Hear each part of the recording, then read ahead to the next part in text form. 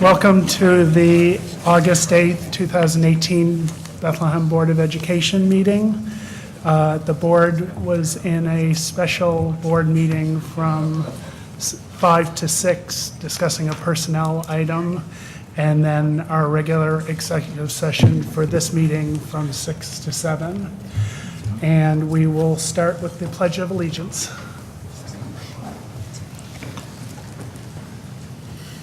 I pledge allegiance to the flag of the United States of America and to the republic for which it stands, one nation, under God, indivisible, with liberty and justice for all.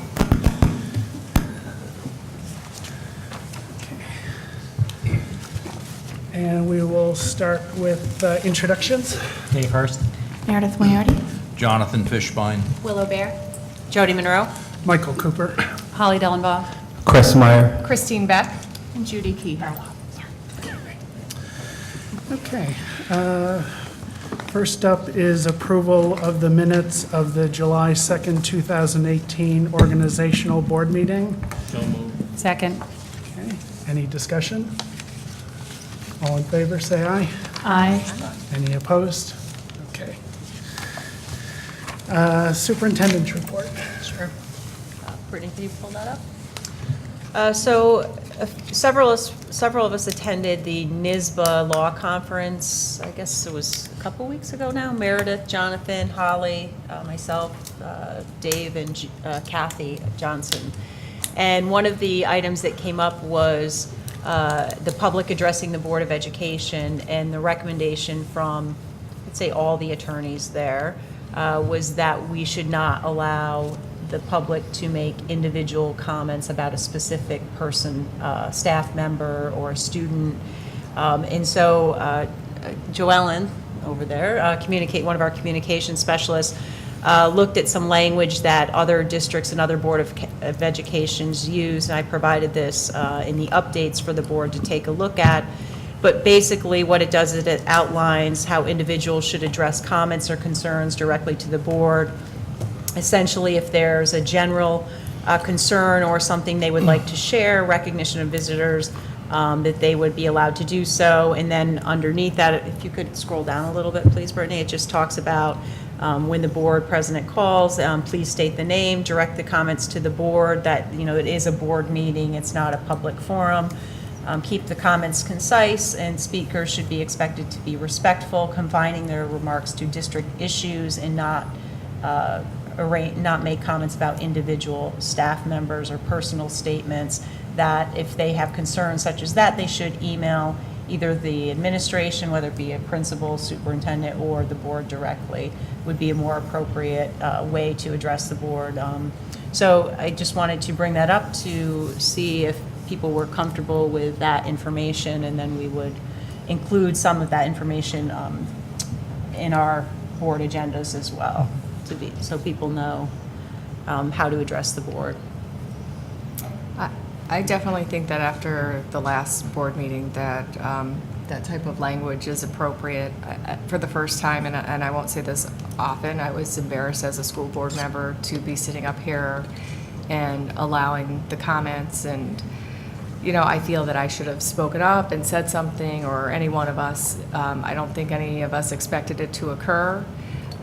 So I think we were all sitting here in shock to some degree, but it was a moment I hope never gets repeated, because it was very sad for me. I think I had a few tears rolling down my face hearing people talk about a teacher who put in 34 years in our district and was dedicated to these students, and who did a lot with drama and English, and I was surprised, and I'm looking forward to this being in place. I just want to clarify, however, that this new language, and the reason we're discussing this, was brought up at a law conference and recommended to us by school board attorneys that this is the appropriate language. I don't think the fact that we're bringing this up right now is a direct response to anything that happened at the last board meeting. Although it's an interesting coincidence. Yeah, no, I think there. It was Yeah, I fortuitous. think there might have been some coinciding going on.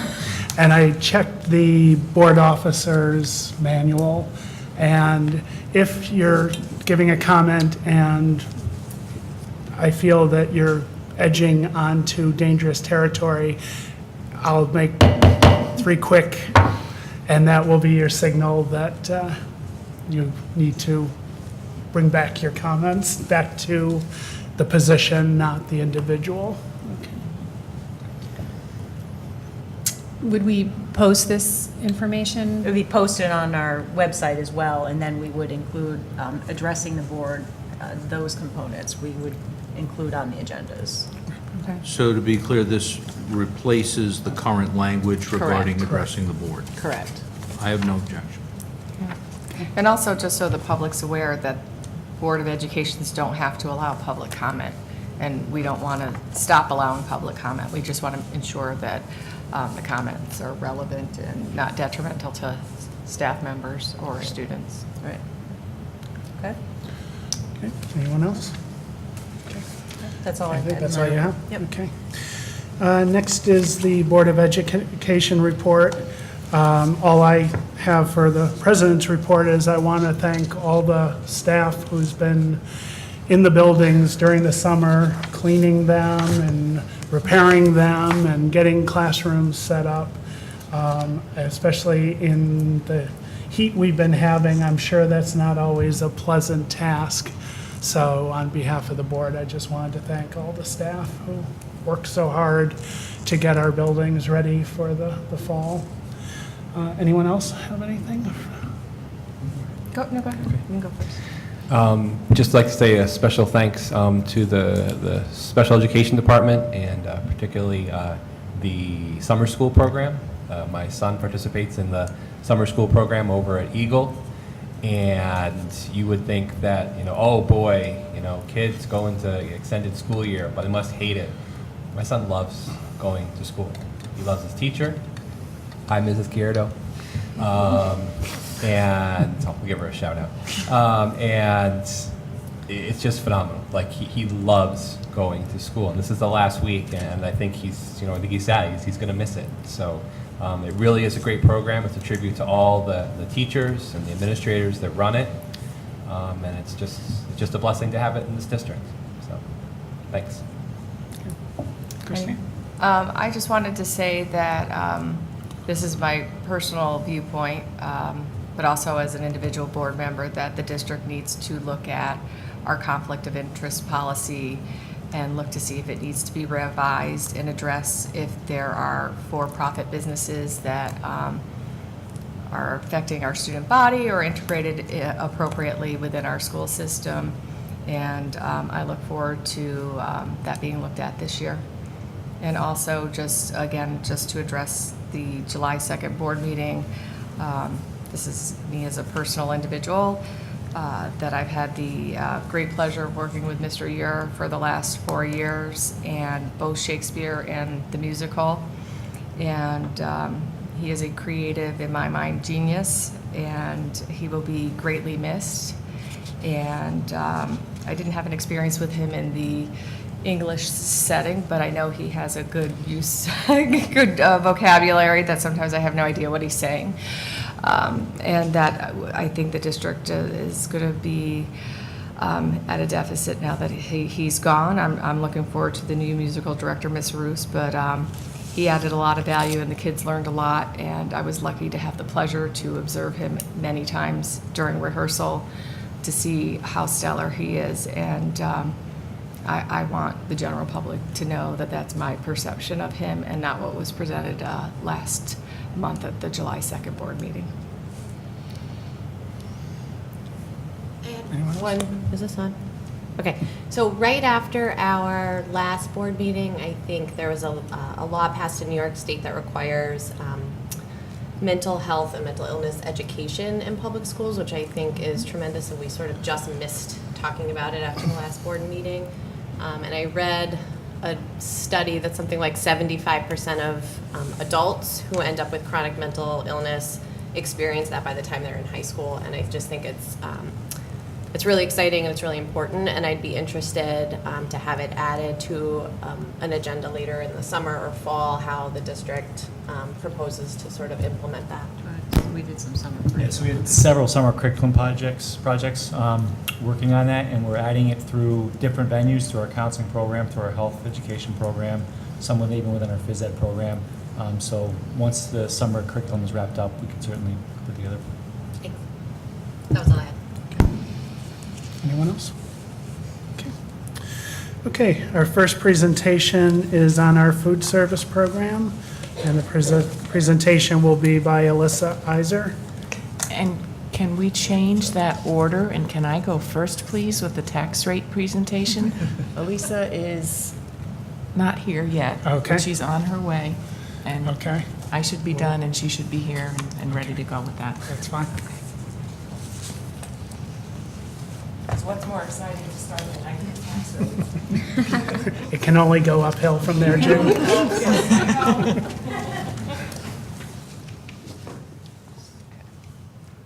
Thank you, Brittany, for driving.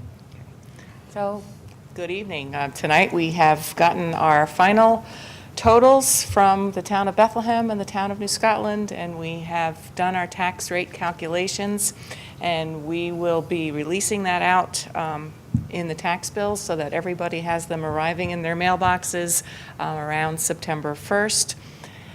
Probably not bringing joy to many people, but that's the schedule for that. This slide shows, and it's a little bit hard to read on here, this is just a summary of the actual levy increase compared to the maximum allowable tax levy increase in this budget that was just approved and adopted. The levy increase is going up 2.4%. It could have gone to a maximum of 3.95%. Remember from our discussions, though, that the amount of the levy increase does not translate into what the tax rate increase will be.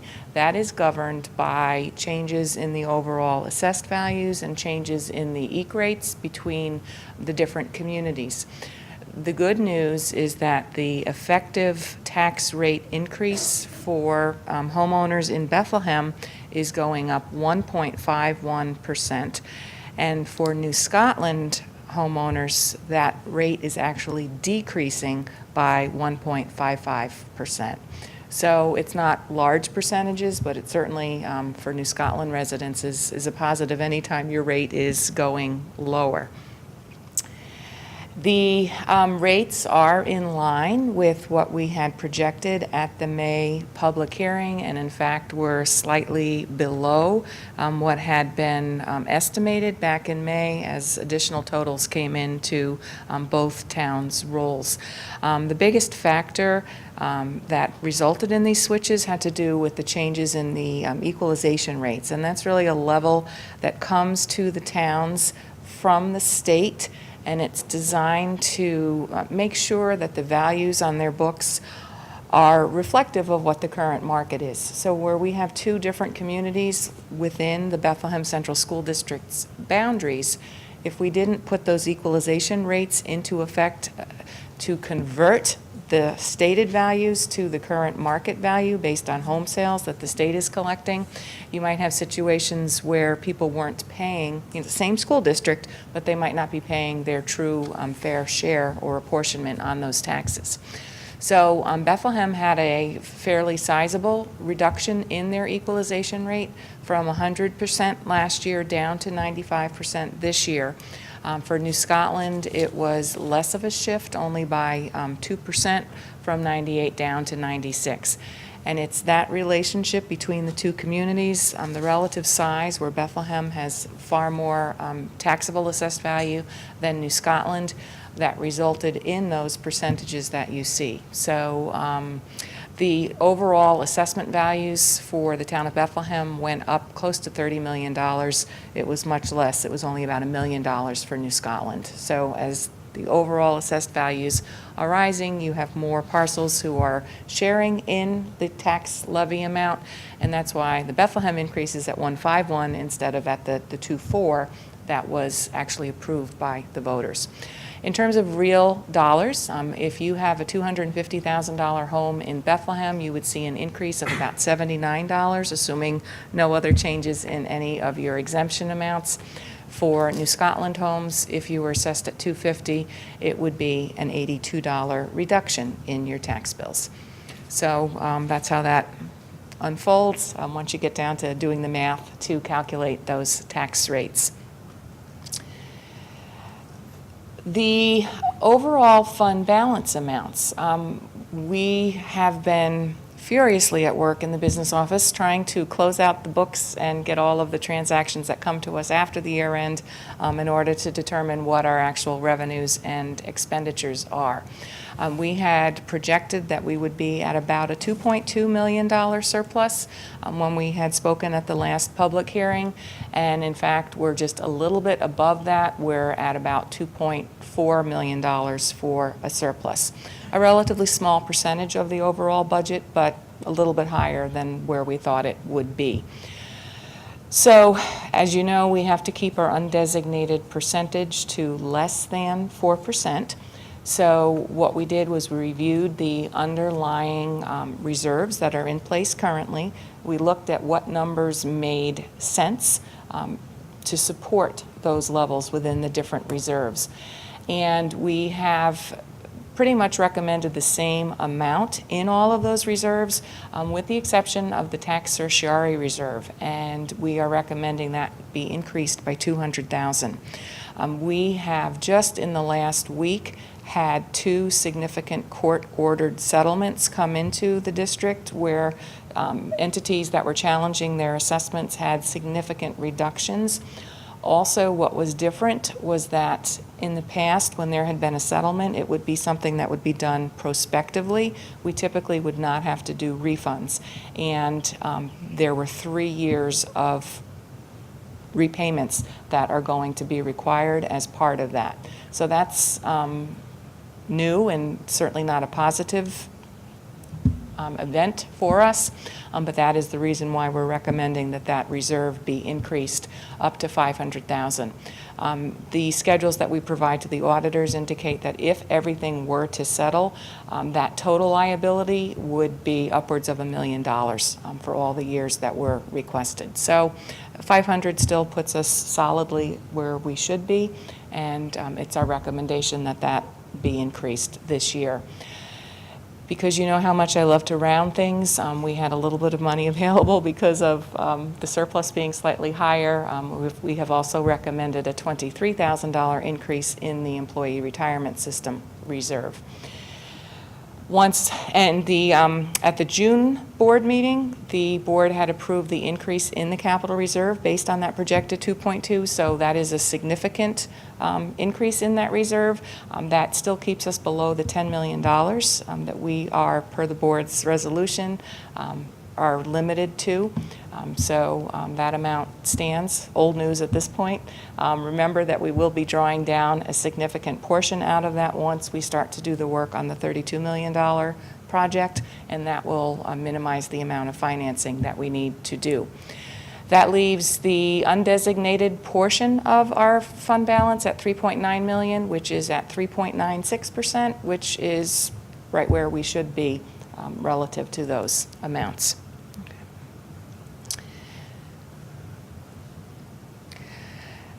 I put this on here not because it's a significant amount for people, but because people are curious and they want to know what will be coming to me from this New York State property tax relief credit.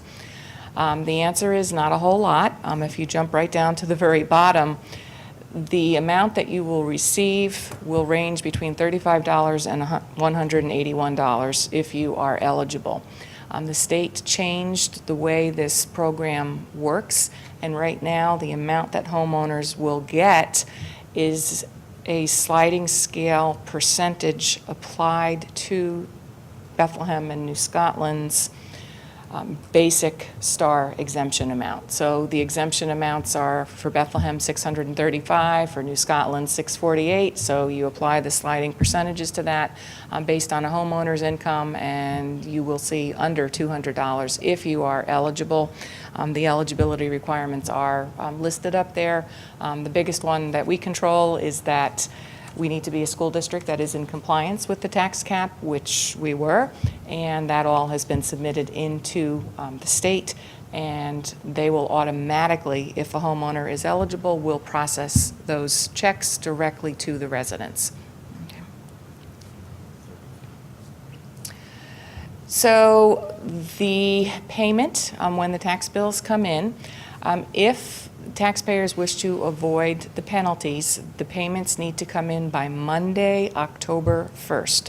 Because September 30th falls on the weekend, taxpayers have all day on Monday the 1st in order to make the payments and not have penalties arrive or not be applied. If it's postmarked also by October 1st, the penalties would not apply. Any payments made after that up until October 31st, which is a regular business day during the week, would have a 2% penalty added to that. The district, for several years now, does not take any payments at district offices. The town of Bethlehem and the town of New Scotland do not collect payments on behalf of the district. Payments can be mailed in to this P.O. box where BOCES will do that processing for us. Or if people prefer to pay in person, we have made arrangements with Pioneer Bank at both the Delmar location and the Glenmont location, where taxpayers can go in and make the payments and get their stamped receipt right at that time. And the nice thing about those hours are that they are longer and later than they might otherwise have if they were coming in to pay at a local government. Thursday night till 5, Friday till 6, and then Saturday hours until 1 o'clock. So we're trying to make it as convenient as possible for people to do something that if they had a choice, they probably wouldn't want to be doing in the first place. You can pay online as well if you wish to pay by an e-check, that's an ACH payment, or using your credit card. There are extra fees that apply to that, but those payments can also be made by clicking on the link off the district's webpage. Okay. And that is it for the overview. Are there any questions? Judy, do you have any idea, you said a large amount of the capital reserve would be used. Do you have any idea what we're anticipating and do we have an amount that we're looking at keeping? Oh, in it? yes. So we are limited to using the, I think it was $4.7 million that had was in been. there at the time of the vote. It was, I think, 4.7 million. Yeah. So Okay, almost so- that first year we had it. Yeah. It was that. So we're limited by that Yeah. for That's this what was particular project. approved. Yeah, so we can't Yeah. use what we have in it now, only what the voters approved to use. Okay. And that was 2 years Which was ago. 2 years Yeah. ago, yeah, so it was close to that 4.9. I believe we had picked 4.7, but I could be wrong, but most of it will be used. Okay. Thank you. Mhm. Anyone else? Okay, Thank you, Judy. okay, thank you. Next, we'll have the food service presentation by Elisa Iser, our Director of Food Services.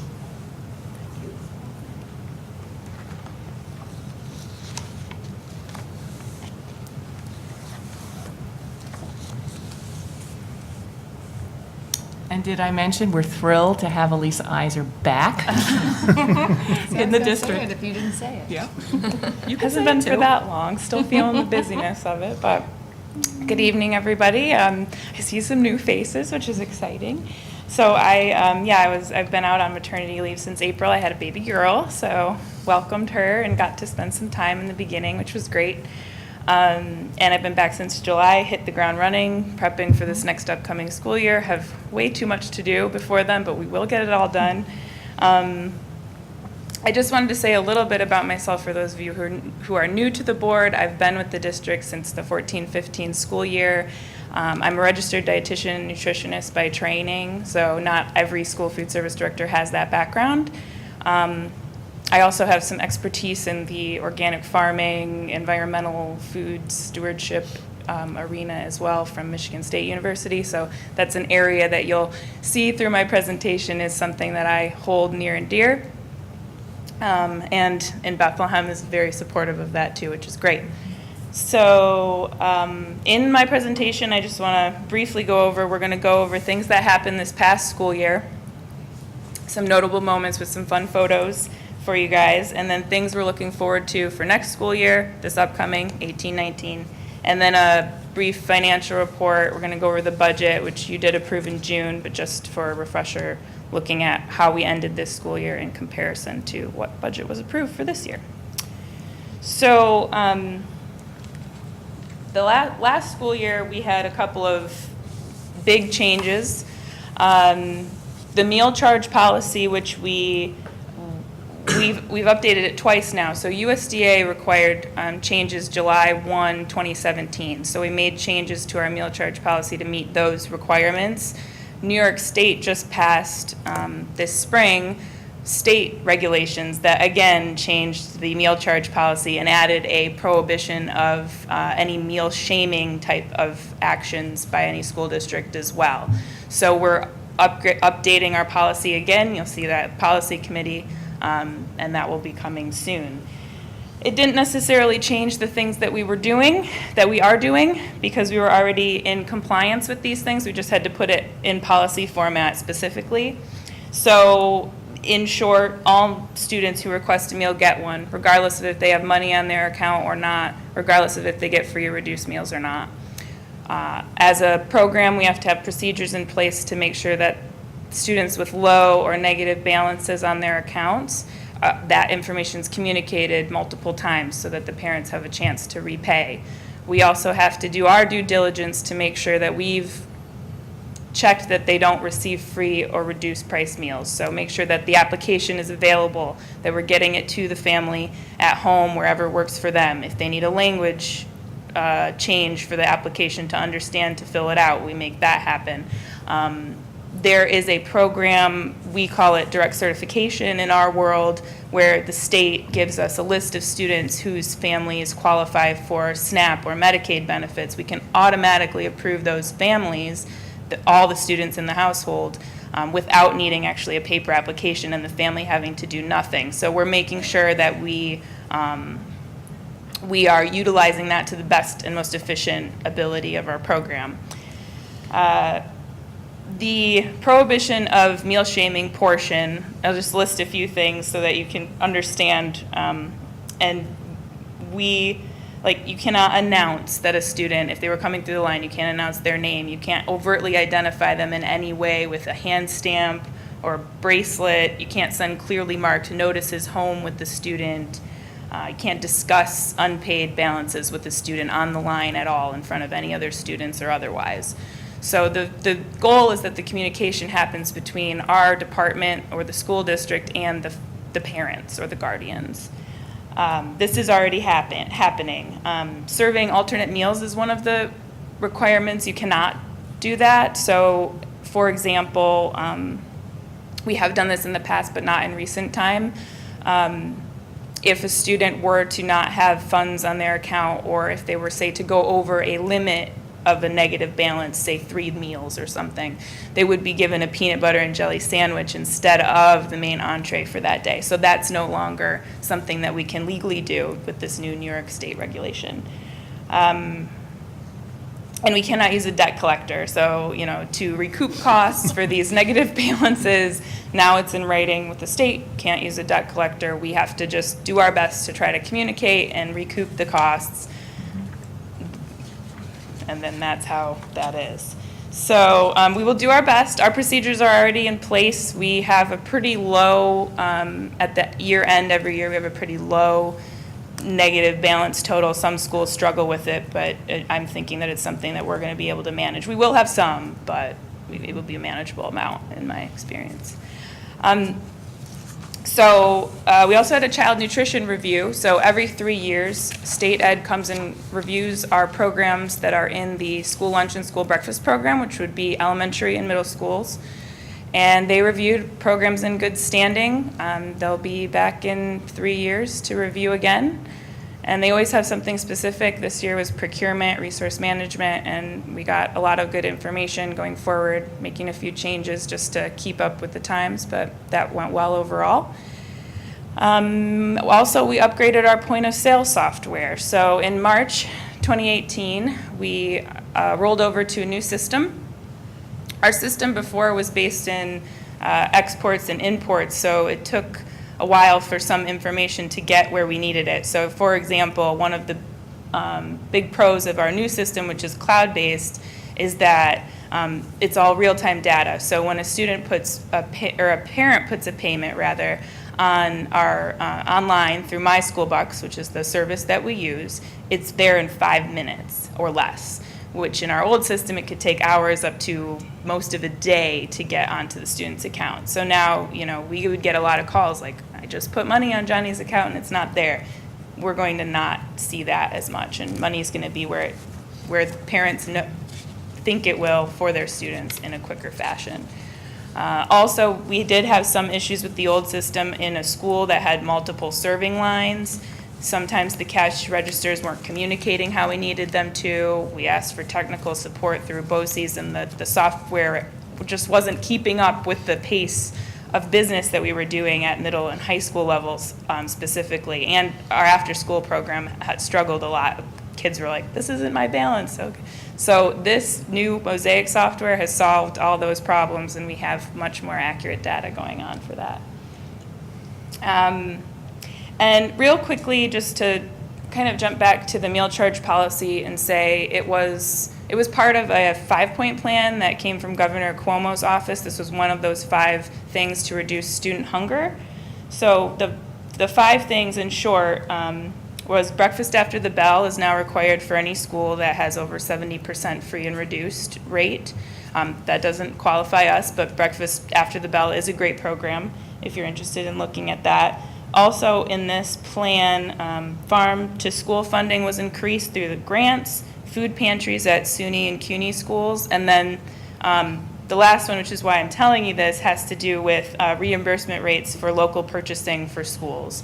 So I also am I'm the public policy and legislative chair for the New York School Nutrition Association. So in the past 2 years, we've been working really hard with a lot of different organizations to get this passed. And it's a pretty big deal at the state level that this has been passed. There's no other state doing something like this. So what the policy is that if you can prove, and state ed's coming up with documents for us to use, that you're purchasing 30% of your lunch tray is purchased New York grown or produced items, then you get you get 25 cents per meal versus the 5.9 cents that we currently get. So it's a big jump, and it's a great incentive to get local purchasing into schools, not only Bethlehem, but all schools in New York State. So I just wanted to put a plug for that, because that's something else working on that will positively impact Bethlehem, but also other schools in the state. What falls under the local purchasing? Yeah, so there's a lot there to unpack, because agriculturally they want to have, everybody wants a little piece of that pie now. But what it has to be 51% New York product. That's like the end of the line. So if it's an example that might be a little weird is if you have a milk distributor or a milk distributor in Pennsylvania, but they're using milk that came from New York cows, that would still be okay. There's all kinds of scenarios in here. However, a good example is Chobani yogurt. I think there's a lot of dairy, a lot of apples. There's Concord grapes are in like the western part of the state, so I know there's a grape producer who's going to start sending, it seems crazy, but they're sending their grape juice to like Georgia or something to be cupped, and then it's coming back to New York to be in New York schools. So there's a lot of different scenarios. However, the goal is to help hopefully get more New York produce. So it's an economic boost for our farmers who are struggling, but it's also, that's how part of how the school lunch program began. It was to feed our troops who were seen as like a little bit weak and undernourished, but also it was to help our farmers after the Depression. So it's going back to the roots of how the program was funded, which is really great. So, yeah. If you want to talk more specifically about it, because it is kind of a big, could get away from us. Just one other question. And I'm going to say this, and if I make an assumption that's wrong, just stop me.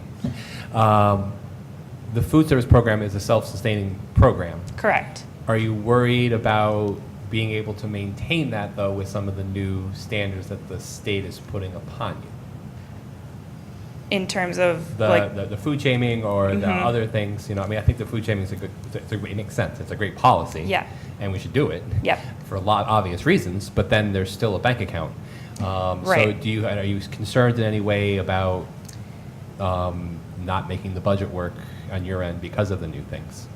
Well, we've been asking New York State to give us more funding for years, and the fact that we could tie it to local purchasing, but get that local funding. I mean, mostly in New York State, we're purchasing milk and apples already, and so getting to that 30% is just a little bit more. So we've worked to get the extra money, hoping that it would help with some of these other mandates that we have to meet at the federal or state level.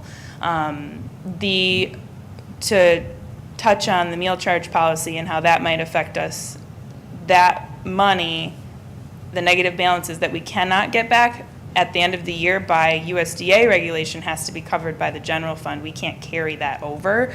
So that doesn't, we do our best. We don't want to affect the general fund as minimally as we can. We don't want to affect the general fund, but that is something that our budget doesn't pick up.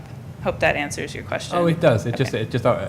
It's a personal thing, just because I always feel bad for the food service people, because the government has, with good intentions, changed Many the rules mandates. so much in the last 10 years that it's flipped you guys upside down, and I just feel bad. And to your point, many other school districts in the area, their food service programs are not doing as well financially as ours. So, yeah, we're lucky here to have been doing well in recent years. And just to give our new board members some context, for a number of years, our food service program ran a rather hefty deficit that we had to cover out of the general fund. But with Alyssa's guidance and leadership, we have been able to, over the last, 2-3 years, have a... At least the last 2 years we've been in that. And I have a slide later on, so they'll get to see, new board members will get to see, so yeah. So we're very pleased to see her back. And pleased to be back.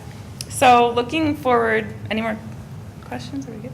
Looking forward to this school year, some exciting things. So this upcoming, this next summer, we're looking forward to some bond work on Glenmont, which is a school that needed very badly to have a kitchen renovation, is getting a full renovation. It's going to be a great project. They've got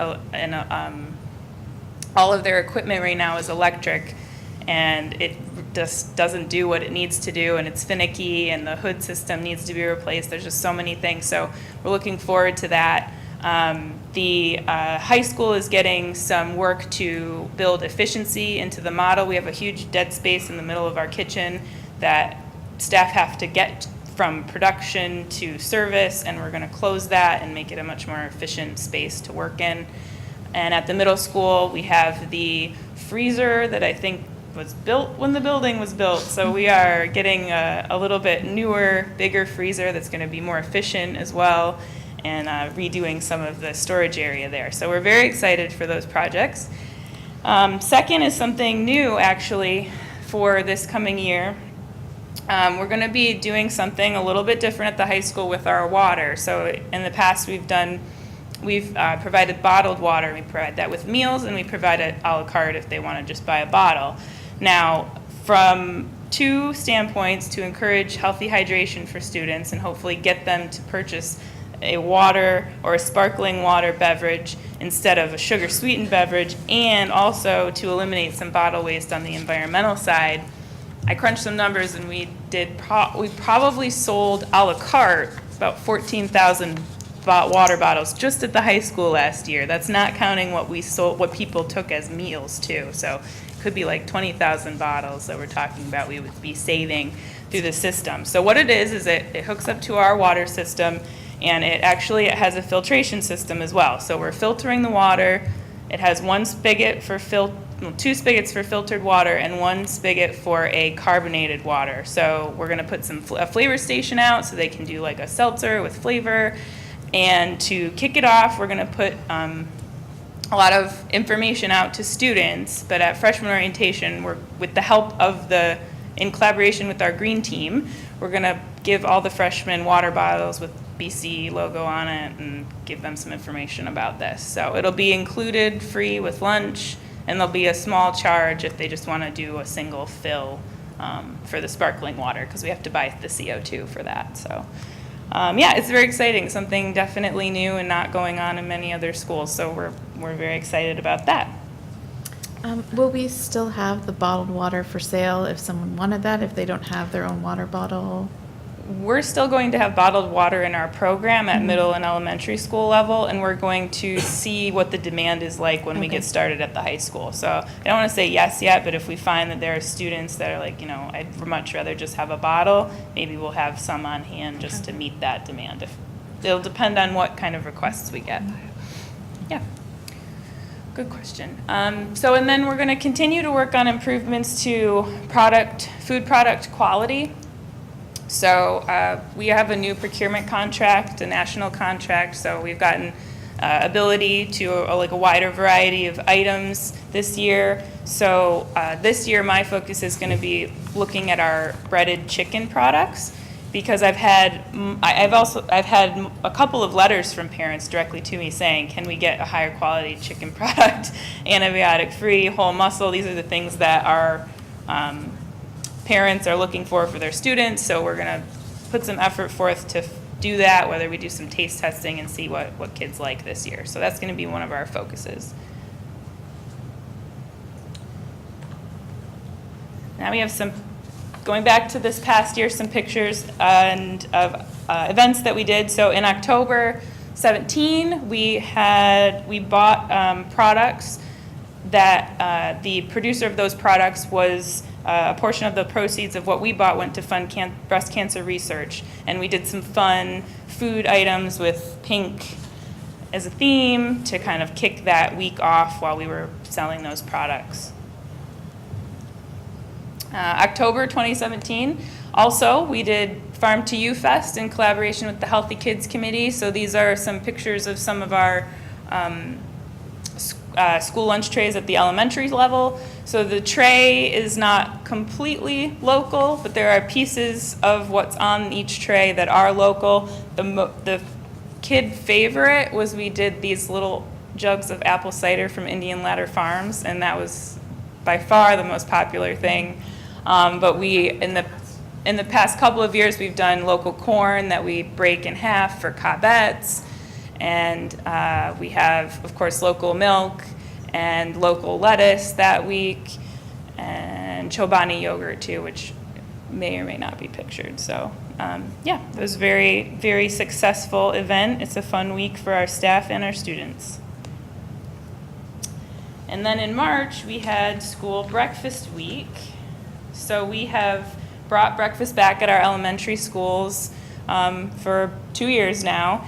And it was, we just like promoting school breakfast. It leads to a good school day, and we had a special menu. You can see in the bottom picture is our cook at the middle school, Robin. She made the beautiful parfait, and she, it's a way that we can start doing these extra menu things. She made these parfaits for school breakfast week, but then kept making them because during that week they were so popular. So she really does a beautiful job there, and we try to promote breakfast as much as we can. And a side note, the middle school's breakfast almost doubled in participation this year as per last, so we've done some good work there. I'll say breakfast for lunch day is the highlight of my kindergartner's month. So. I don't doubt that. I see the counts those days. What is the participation at the elementary school level for breakfast? For breakfast? Yeah. It is not too much. I mean, we may at most have, I think Slingerland's might be the most breakfast, and they might do 20 students a day on average. Some of our schools are 10 students a day on average. We serve breakfast, before the school day starts, so it's for kids that are there a little bit early and have breakfast, and that's where the demand level is right now. I don't get many parents, saying, oh, I wish my student could come to breakfast. I haven't gotten that request. So, we may start looking at different options if we start getting requests like that. But right now, I do think it's meeting the need that we had. Yeah, good question. So just some other items I wanted to touch on. New York State Child Nutrition Department has free resources. So this past year, we got new signage for the elementary school and middle school. And you can kind of see the picture there with the stand, and it tells what's on the menu for that day and where it falls in the My Plate, USDA My Plate. We also got new trays for our elementary school kitchens. We had these older blue trays that were getting a little beat up, so we decided to replace them. We got these beautiful shiny orange trays, BC Pride all the way, and they're really great. They display the food very well. In environmental, with the green team again, we had a student, for those of you who were on the board last year, he came and presented. He worked side by side with me, and we found a tray. Let me back up and say, at the high school, we don't have the ability, because of our dishwashing situation, to do hard trays and silverware. We have a tiny dish room. We do a lot of business. At the elementary and middle school, we have hard trays and metal silverware. But at the high school, we can't do that right now. So we have been using styrofoam, but last year we switched to a compostable fiberboard tray. It took a little bit of research, because not all fiberboard trays are made the same. A lot of them are very flimsy. A lot of them don't hold up to food being on them. They'll fall through. So we had to do research to find the right product, and then we had to find a vendor who could give it to us at a price that wouldn't impact our budget too negatively. So we were able to do both of those things. We were able to have a tray last year, and it worked wonderfully. So going forward, we'll be using that tray this coming year as well. And because our budget's been doing better, we've been able to cover some equipment replacement needs that were very needed this year. So a good point, when we're doing well, we can cover our own costs and make sure that the equipment we have to work with is equipment that will work for what we need it to do. So this is just a reference slide for you. This is our free and reduced rate by building over the past 3 years. It's ticking upward, but very slowly, and a lot of the changes are just due to the efficiency at which we are directly certifying students. So the accuracy of the information the state of New York is giving our school, so that we can qualify all students that get SNAP or Medicaid at the home. So that's what I would attribute that little ticking up to be. So looking at I'll have a slide for each level, just talking about how each level is doing. So at the high school, I look at sales primarily. So sales totals overall, which includes meals and a la carte, we're doing quite well. So we're around $3,000 per day in sales. We're in the third year of growth in these sale numbers. Unfortunately, I think the bottom of my slide isn't showing, but the orange line is this year, okay? The bottom of my slide has numbers for the past 3 years too, but I don't know why it's not showing. Anyways, so we've expanded options available with a meal purchase this year. So students can we make in-house homemade granola, granola trail mix. Some call it one or the other. We also make a lot of house-made salads. We've added a chip option near the cash register. They can get fruit and many other side options that we might have on rotation. So we've added some new things that are included with the lunch meal. And then we're continuing to expand hours. So right now we have an after-school program, which is open until 3 o'clock.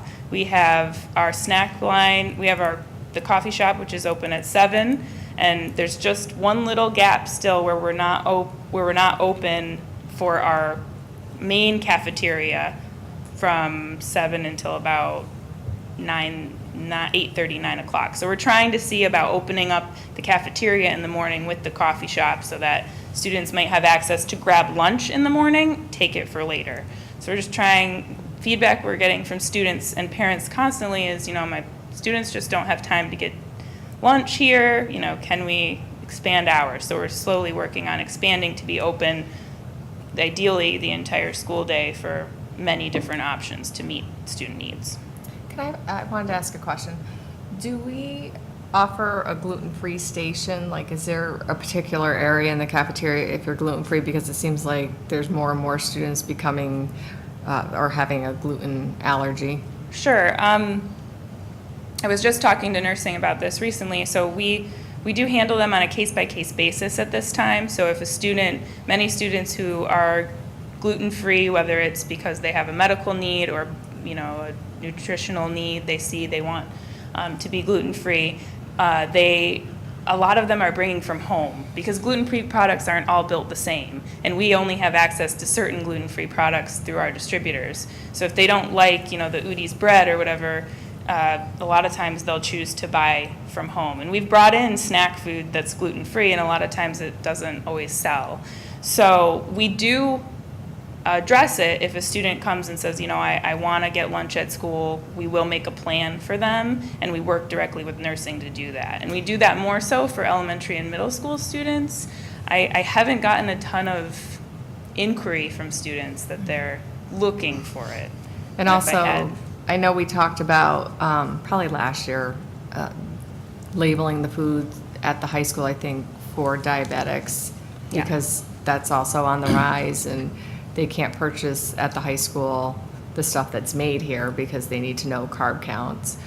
And similarly, the nurses, so I work with the nurse, and we do have a couple of students, and she will get in touch with me or my office because they have so much choice in portion size here and what they pick, and there's so many different options that it's easier to work on them on a case-by-case basis. We do have, I have the information, it's just getting that information to the nurse who needs it, so. I think the last time I had mentioned it, it was more of a system issue and programming the numbers in. Are we any closer with that?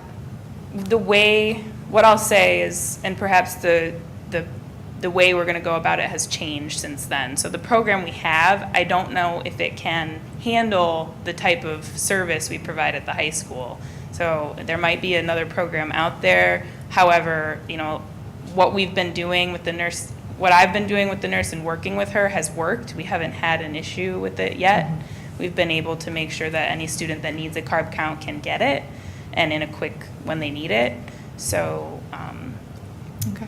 she has a general thing for some of the regular items that we serve. However, Right. students, because they can pick so many different things, we want to make sure they get an accurate number. It's important that it's accurate. So for me to put out something that's just a standard form, just so that there's a standard form, isn't doing the student any good. Right. So that's, Okay, thank you. yeah.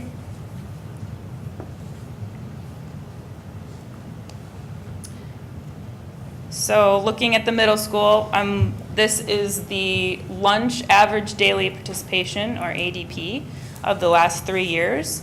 The middle school has by far been the star this year. They are very much growing in lunch participation. Their breakfast participation has almost doubled. Snack bar sales have increased. I would attribute partially to a staff that works very hard down there. They're doing great. And increasing student menu choices, having second options for entrees on days. We do a salad option on Tuesday. We do a calzone one day of the week. And we do grilled cheese made on a skillet top, which is a lot different than making it in the oven, which is what we used to do. So making it on a skillet top so it's nice and crispy, and that almost beats out pizza sales some days. So they're doing great work, and I'm looking forward to this school year and seeing what we do there this year. But they've just been doing really well. And then elementary school participation for breakfast, we touched on, not much, but for lunch participation, they're doing well, but they're consistent. They're not growing. And that's been the story for many years. We have a lot of students who like to pack, or parents who like to pack their students' lunches. We continue to get out there, whether it's Kindergarten 101 night or getting information out for back-to-school nights, educating families on what we provide, how to pay. A lot of time it's, they're nervous about how do I pay for school meals, how do I make sure my kid won't not get a meal, that kind of stuff. So trying to educate like that won't happen, and here are things we provide. Also that we provide an a la carte menu, so if they pack a lunch but they just want something to supplement that, that's something that a lot of our parents take advantage of. So even though our meal sales might be consistent, we might be doing well with the a la carte items. So.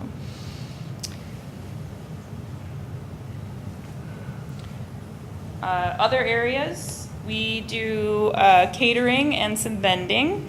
So catering, this year in September, we put out our catering menu, which we haven't had. So we have a formal catering menu on the district website for staff to look at and call us. And we have an email, catering@bethlehemschools.org, that they can email us requests. Revenue has gone up just slightly, but it has gone up. So we're excited to see that it's at least consistent. It is a supplemental part of our program, so we don't want to see it get too big because our main goal is to feed students. However, it's a nice supplement for us. Vending machines, we have 3 vending machines, 2 here at the high school and 1 at the middle school that offer healthy options to students.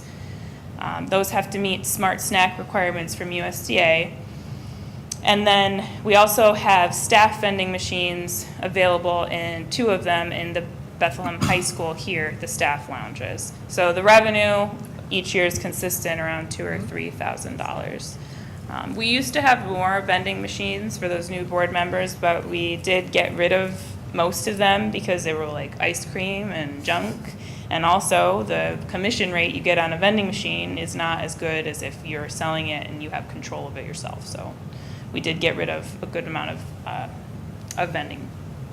Oh, and the healthy vending machines also provide an option for Apple Pay or credit card pay, which is something our program currently doesn't provide. So for students that might, not have payment, but they can do that, or staff, it provides a separate option of payment for them. And then at the high school, I just wanted to make note that our staff sales are a big part of what we do. Our staff come down and eat a lot. Our staff sales actually make up more than 8% of our total sales at the high school, which seems like a small number, but it's not. That's a big portion of, considering we're here feeding students, 8% is a big, and that's telling when you have adults coming to your program and participating. So just some general cost savings things that we do that I want to remind you of. We always do bids and quotes. This year, as I said, we're going through a national contract, national IPA, which has gone to U.S. Foods. So we're going to be using more of a prime vendor model, hoping that, we were spread out between 5 or 6 vendors, main vendors in the past, not considering like your milk and those things that are separate. Just for like our base food grocery list, we were separated out between 5 or 6 distributors. We're going to be using 1. We're hoping that what this will do is get us better pricing and better service, because we did have issues with service in the past. So something that we can look forward to this year. I'm excited. I think it will build a lot of efficiency into how we are doing our procurement.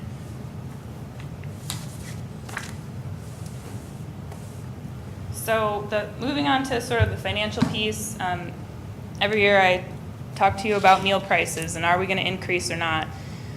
I'm recommending this year that we keep prices for elementary and middle school the same for lunch and breakfast. I think those programs are doing well. They're either consistent in their participation or growing, so we can keep them where they are. At the high school, I'm recommending an increase in meal price from $3.25 to $3.50 to occur in January 2019 of this school year.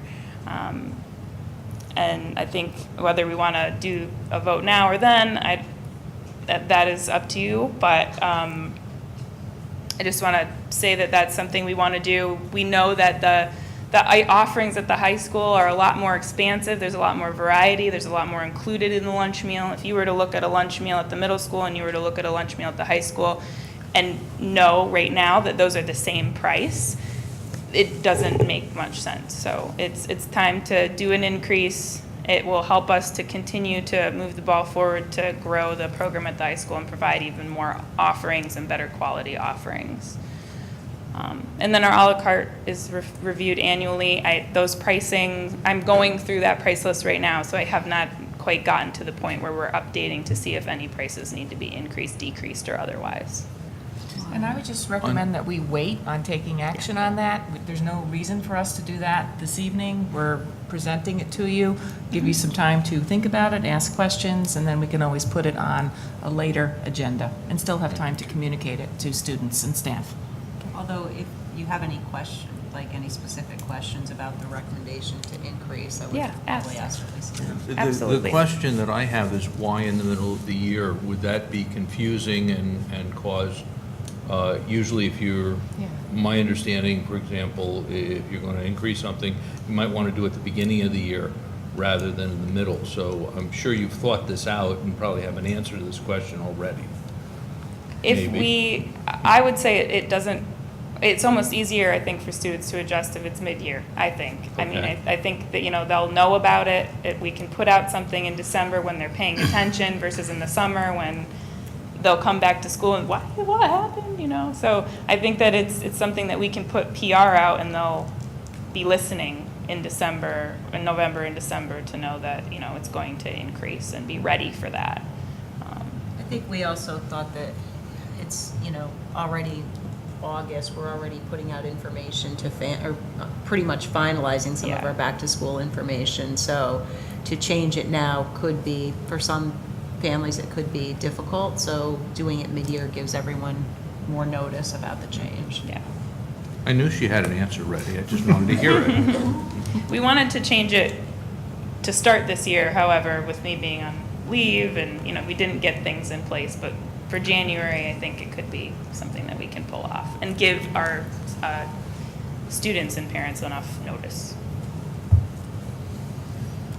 And I just want to say in closing that $350 is still a really good deal. I was just going to say, that $350 for that meal, if you see the plates that these students come away with, I mean, they're getting the main entree, they're getting side salad out of the salad bar. The salad bar has been phenomenal. That's my go-to lunch. I think I'm probably 5% of your 8% is staff sales.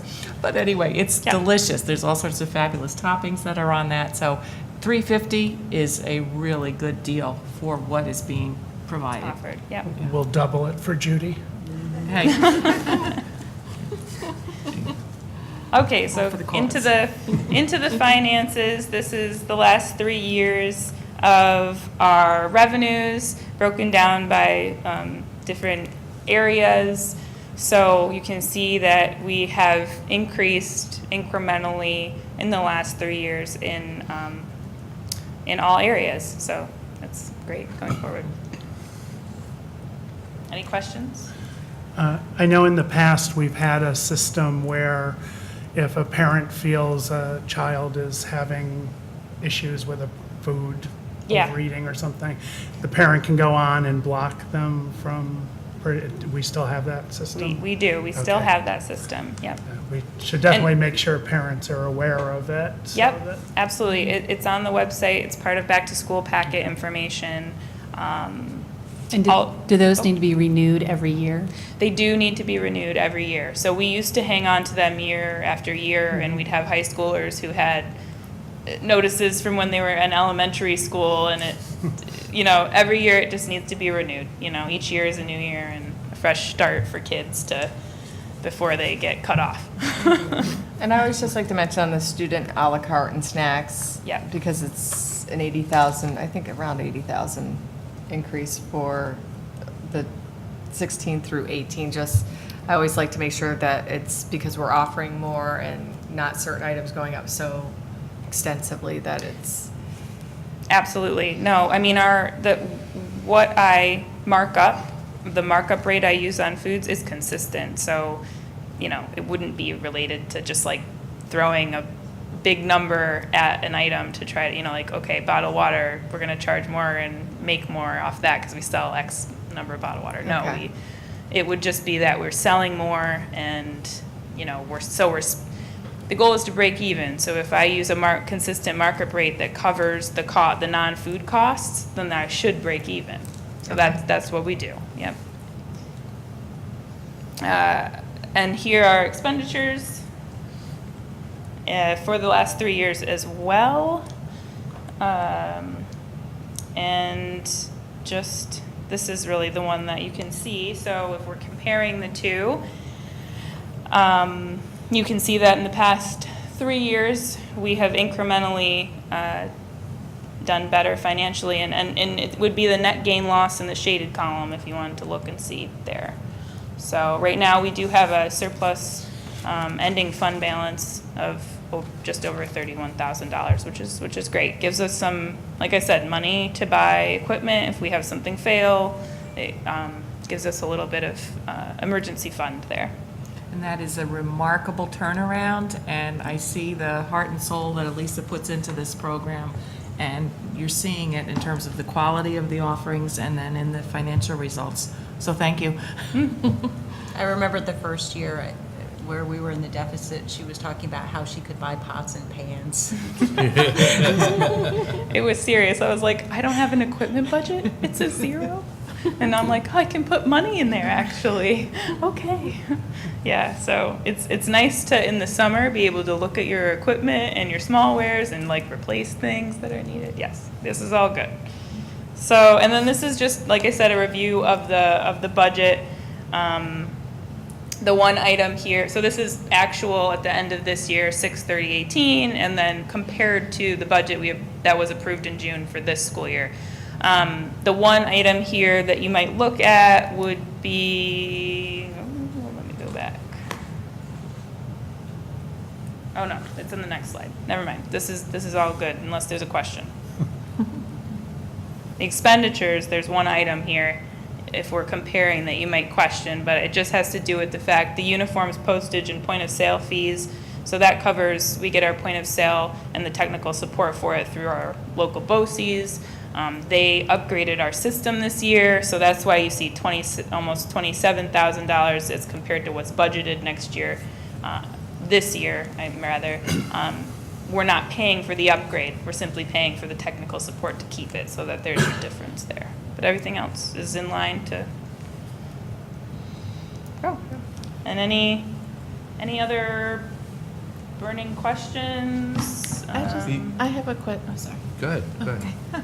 I really appreciate what you did with the styrofoam trays and changing those to compostable. I know there have been some discussion about plastic straws, and I was wondering whether or not you've done any thinking on that, or where we are with reducing our use of plastic straws. Yep, the green team's already been on me about it. So we've been. District goals for next year. I heard that. I got that notice earlier today, actually. I was like, oh, it is. Okay, great. No, we want to, of course, be environmentally sound and do our best. However, straws is something that takes time. It's not that we don't want to, it's that some of our customers are going to have a struggle with that as well. So it's going to take an education piece first. We are thinking about eliminating straws at elementary to start. We are sending them down there for a milk carton, but a milk carton can be drank out of. So that's where we're thinking of starting. And then from there, working our way to other areas. We got to educate the customer before we can pull the straw away. Are you thinking of just pulling it away, or is there any thought to replacing it with paper straws? Because I just heard a piece on NPR where they were talking about an American company that was once again creating a paper straw, but it wasn't the paper straw of my youth, which fell apart. It was a paper straw that had some substance to it. And they were talking about the cost being about 0.5 cent more than the straw, than the plastic. but in the end, it would end up being less because it wouldn't be being imported from China, for example. Well, I know that all paper straws aren't created equal, but I know that they have issues. There are some issues with all paper straws, and I think the decision to try to just go away from straws, I mean, if you've seen in the news about Starbucks, they're going to like a lid that doesn't require a straw. I think that's the way, and arguably, is that better for the environment? Because then you've got a plastic lid that you've made, and, you know, so all these environmentally conscious things, the moves we make are, you know, we have to be very conscious of, are we moving just to something else that's going to have its own set of issues, or are we actually moving to something that moves the ball forward with all of the environmental concerns and bettering the planet? So I guess we're starting with the straw elimination, and then we'll whittle it down to maybe the areas where we're like, okay, this needs a straw, so, you know, maybe we'll look for a paper solution there. So we're just in the beginnings of that, though, so, yeah. Great. Thank you, I appreciate it. You also, you mentioned you had about 31,000 to play with, let's say. Not really, but. Every year isn't going to be a No, I good year, understand. so, yeah. But you earlier you mentioned that. Hope it is, And maybe I heard this wrong, but what kind of utensils do you use in the high school? They're not metal, was that No, correct? we do use plastic disposable utensils here. Is there any thought to getting the kind of equipment that, so we could use metal and so we're not using that volume of plastic? Because I assume you're not Yes. washing the plastic. So in the bond that I spoke of early in the presentation, we are getting a second dish machine. So we're getting a back of the house dish machine, and then the current dish room will become a front of the house dish room.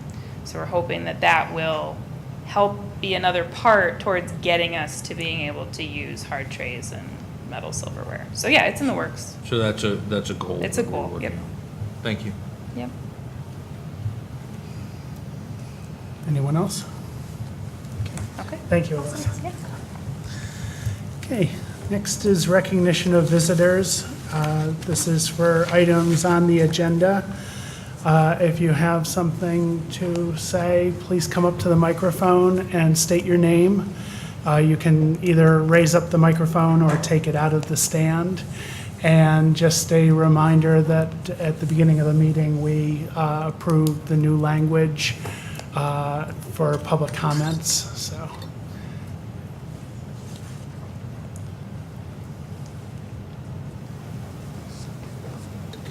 This is a little short. Raise it up or take it out. There we go. Hi, my name is Colleen Bonacci. I'm here this evening as a follow-up to our July 2nd Board of Education organizational meeting. I had hoped to meet privately with the board prior to this date, but as you're aware from some of the various correspondences that I've sent to each of you, I am concerned about the direction and the integrity of Bethlehem's theater program. Specifically, I have concerns about possible violations of the Dignity for All Students Act, DASA, that have possibly been perpetrated throughout the Stage 700 run of this spring's high school show, Disney's Beauty and the Beast. I directly observed and reported one such incident in April of this year. Decorum dictates that I speak generally here without naming individuals, and I believe that this is appropriate here in this public setting. However, I would like assurance from the Board of Education and Administration that all occurrences are thoroughly investigated and reported if deemed appropriate. I believe it's necessary to provide training in the future regarding DASA to each and every adult that works with students in our school environments, including those that are not teachers. I'm a teacher, so I know that I go through that training each year, but that is something that we should be looking at. And that students are made aware of their rights as well in terms of how they should be treated. I'm also interested in hearing what your plans are for the future of the theater program in terms of providing a rich and varied staff to the middle school and the high school programs. At this point, the staffing, I believe, is narrow. Of the 7 possible director, musical director, or choreographer positions, that are available at both levels. 4 of those positions are possibly to be filled by the same 2 individuals. As I stated on July 2nd and thereafter, the student exposure to differentiated types of teaching styles, methods, experiences are important for student learning and growth. And we see that across the board in all kinds of, not just theater, but coaching, athletics, and obviously academics. I do hope that you understand that my motivation here behind this coming forward to speak out, in the context of today's society, we teach our students that if you see something, you should say something, and I'm saying something. So thank you for giving me this opportunity to speak here this evening. Thank you, Colleen.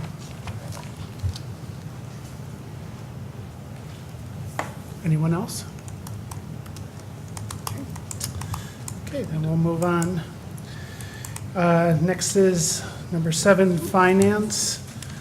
It is recommended that the Board of Education approve the following finance action items 1 through 7. So move. Second. Any discussion? I would like to thank the Green Team for their continued efforts on behalf of our environment and educating our students on being stewards of our planet. And if we approve these, I just want to mention to the board that for the warrants, you'll need to sign those after the meeting, so don't run away. Okay, so can we have a vote? All those in favor, say aye. Aye. Any opposed? Any abstentions? Okay, that carries.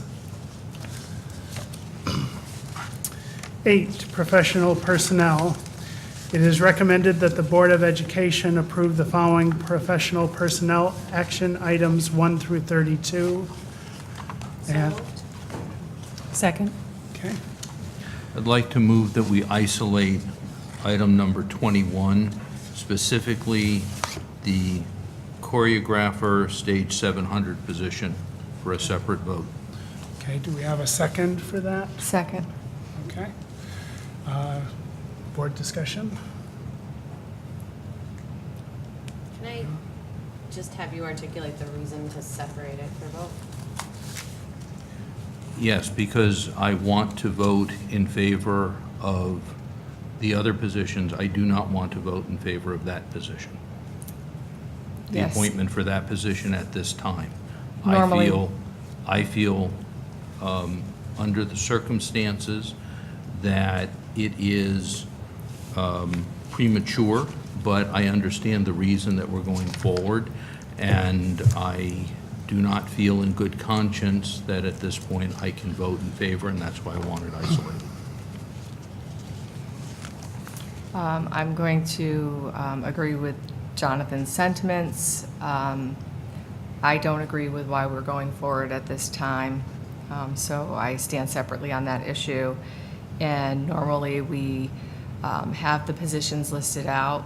I know the co-curriculars we put together, but I'm with Jonathan. I approve the other co-curriculars, but I hold out Lindsay Dashew on the co-curricular appointments.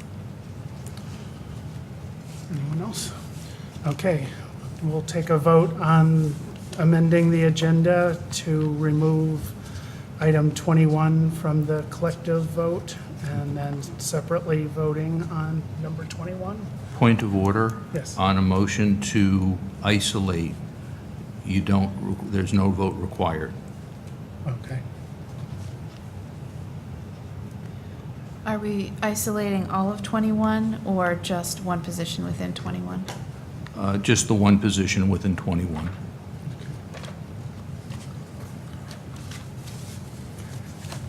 So do we, So you take a vote on all of them with the exception of the one item in 21. Right. Then you take a separate vote on the single item. right, okay. Okay, so we will take a vote on 1 through 20 and 22 through 32. All in favor? Point of order. Yes.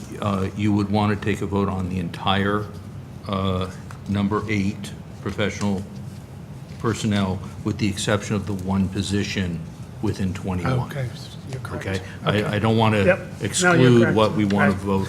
You're correct. Okay, so we're going to take a vote on all of the items except for the choreographer position. Thank you. Okay, all in favor? Aye. Any opposed? Any abstentions? Okay, that carries. Next, we will take a vote on number 21, just the choreographer position. All in favor? Aye. Aye. Any opposed? Nay. Nay. Okay, any abstentions? I'm sorry, I didn't actually vote because I was a little confused, but I'm voting aye. Okay. Okay, so that passes. Oh, yes. We have Sarah Flannery here today. She is our new CSE chairperson, and I understand we also have one of our new teachers here. Could you tell us your name and where you'll be teaching? Welcome. Welcome. Welcome. Would you like to say anything to the board? It's not required. Could you come up to the microphone? Oh, putting her on the spot there, right? Wow. You're going to be in front of little kids soon. Yeah, that's easier. I'm just excited to be a part of Bethlehem, and I felt very welcome so far with the staff members and the secretary at the school. Great. Thank you. Welcome. It's funny, I was thinking the exact same thing. I'm not kidding, but everybody here has been so awesome so far. Really happy to be here, really excited to be starting. And I also really, the interview process, I want to publicly thank everybody that was part of that, because although it was stressful, it was really, really good. So I really want to thank everybody who was part of the interview committee. And yeah, I'm excited to be here, so thank you. Welcome. Well, we're very thrilled to have both of you. Okay. Next, we'll move on to number 9, support personnel. It is recommended that the Board of Education approve the following support staff action items 1 through 15. Second. Any discussion? Okay, all in favor? Aye. Any opposed? Any abstentions? That passes. Let's see. Number 10, other action items. It is recommended that the Board of Education approve the following action items 1 through 4. So moved. Second. Okay. Any discussion? Nope. Okay, all in favor? Aye. Any opposed? Any abstentions? That passes. Next, we will recognize visitors on non-agenda items. Okay. Nope. Okay. Number 12, future meetings and events. The next Board of Education meeting will be on Wednesday, September 5th, with a 6 o'clock anticipated executive session and a 7 o'clock board meeting that will be held here at the high school. The Board of Education will be having a retreat on Monday, September 17th at 5:30 PM, so make sure that's on your calendars. And then the next board meeting after that will be September 20th, again with a 6 o'clock anticipated executive session, 7 o'clock board meeting. That one will be at the middle school. And then again, Monday, September 24th, there will be a 5 o'clock audit committee meeting and a 6 o'clock policy committee meeting. So Jody will have a very busy evening that evening. Okay. We have no reason to go back into executive session. Is there anything else before we adjourn? Okay. Can I have a motion to close the meeting? So moved. Second. All in favor? Aye.